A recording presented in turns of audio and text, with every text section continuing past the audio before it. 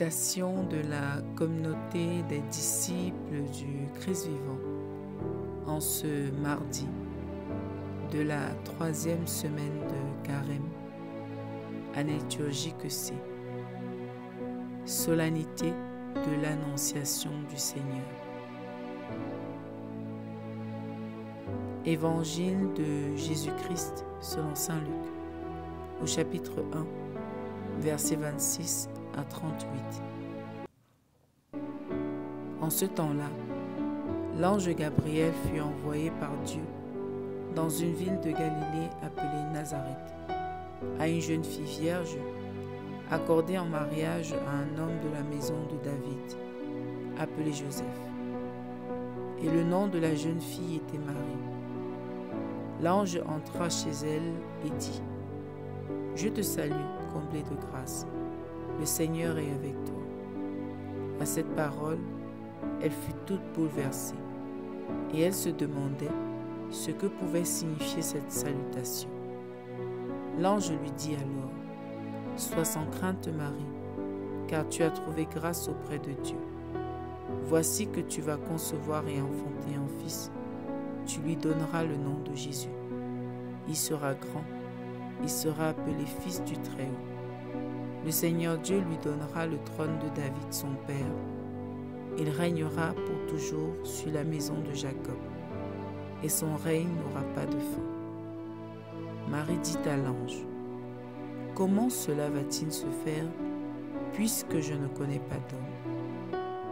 L'ange lui répondit : « L'Esprit Saint viendra sur toi, et la puissance du Très-Haut te prendra sous son ombre. C'est pourquoi celui qui va naître sera saint. Il sera appelé Fils de Dieu. Or, voici que dans sa vieillesse, Élisabeth, ta parente, a conçu elle aussi un fils, et en est à son 6e mois, alors qu'on l'appelait la femme stérile, car rien n'est impossible à Dieu. Marie dit alors : « Voici la servante du Seigneur, que tout m'advienne selon ta parole. » Alors l'ange la quitta. Acclamons la parole de Dieu. Méditation. Frères et sœurs en Christ, que la grâce de notre Seigneur Jésus-Christ abonde dans chacune de nos vies. Ce matin, nous méditons sur un texte qui nous est bien familier, le texte de l'Annonciation. Le moment décisif où le oui de la Vierge Marie a changé le destin de toute l'humanité. Un oui qui a ouvert sa vie à une autre réalité, qui l'a transformée totalement et uniquement en bien. Nous voulons méditer aujourd'hui sur notre regard sur la volonté de Dieu, de contraintes, d'obstacles à notre bonheur et notre bien-être, que nous puissions la voir comme ce qu'elle est. Une porte ouverte sur notre bonheur, notre guérison, notre joie, notre paix, notre épanouissement.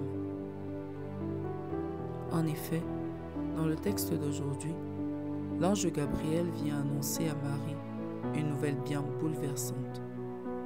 Tu vas concevoir et enfanter un fils. Tu lui donneras le nom de Jésus. C'est une nouvelle qui peut susciter la peur, le doute, l'inquiétude, le rejet. Mais la réponse de la Sainte Vierge est étonnante. Comment cela se fera-t-il ? Sa réponse est bouleversante. Elle ne rejette pas l'ange. Elle ne se ferme pas comme nous, très souvent, lorsque nous écoutons la parole de Dieu. Elle se demande juste comment cela se fera. Sa réponse n'est pas une inquiétude, mais plutôt un questionnement sincère. Elle sait que ce que Dieu veut est toujours bon. Ce que Dieu propose est toujours meilleur que le meilleur des plans. Puisque sa réponse finale sera sans appel. Que tout m'advienne selon ta parole. Notre attitude, lorsque nous écoutons la volonté de Dieu, lorsque nous découvrons ce que Dieu attend de nous, est de voir d'abord les contraintes les sacrifices qu'il y aura à faire, la douleur, la souffrance de tout abandonner. Nous voyons la volonté de Dieu comme un obstacle à notre bien-être, comme quelque chose qui va encore venir nous demander de faire plus, de souffrir davantage. Notre regard négatif sur la volonté de Dieu nous ferme à cette volonté, nous empêche souvent de l'accomplir, de l'accepter, de la laisser nous transformer. Et pourtant, nous pouvons choisir d'avoir le regard de la Sainte Vierge sur la volonté de Dieu. Elle est ouverte à cette volonté, car elle sait que ce que Dieu veut est toujours pour notre bonheur. Ce que Dieu veut est une bénédiction, va nous apporter ce dont nous avons besoin, au-delà de ce que nos affections déréglées nous donnent souvent de désirer. Le oui de la Sainte Vierge, son ouverture à Dieu, a fait tant de bien au monde et continue à en faire. Notre oui à Dieu peut transformer le monde autour de nous, changer des vies. Lorsque nous disons oui à Dieu, au pardon, à la pureté, à la maîtrise de soi, à l'abstinence, à la tolérance, au silence et autres que Dieu nous demande, nous devenons la porte ouverte à un grand bien pour nous-mêmes et pour les autres. Au lieu de voir la peine de nous abaisser pour demander pardon, voyons plutôt l'impact dans notre cœur, la paix qui reviendra s'installer en nous et aussi la vie de l'autre qui pourra être touchée et bien d'autres. Nous pouvons donc changer notre regard sur la volonté de Dieu. Ce n'est une contrainte que dans la mesure où nous croyons qu'elle nous enlèvera quelque chose d'important, nécessaire pour nous. C'est l'ennemi qui nous trompe en nous faisant voir les choses à abandonner plutôt que les richesses dont nous serons comblés. La parole de Dieu devient une grande source de réconfort lorsque nous comprenons qu'elle ne nous enlève que ce qui allait finir par nous détruire, pour venir avec ce qui nous reconstruira, nous transformera et nous comblera. Revenons donc en nous-mêmes. Quel est notre regard sur la parole de Dieu? Est-ce que c'est une bonne nouvelle pour nous, comme pour la Vierge, ou alors une mauvaise nouvelle?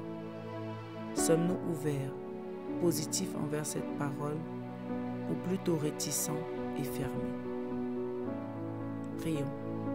Seigneur, toi dont la volonté est le remède pour nos âmes, source de toutes les grâces, accorde-nous la grâce de changer notre regard sur ta parole, de la désirer et de l'aimer, dans la confiance que ce que tu veux pour nous est toujours le meilleur.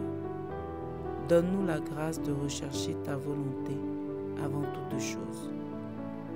Intercession. Nous te prions, Seigneur, pour toutes les femmes qui sont enceintes sans vraiment l'avoir prévu et désiré.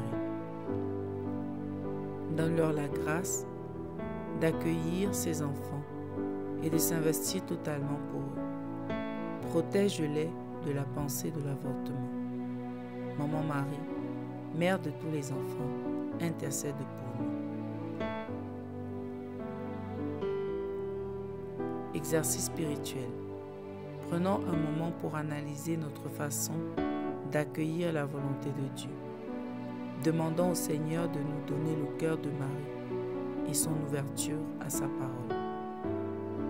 Loué soit Jésus-Christ, à jamais.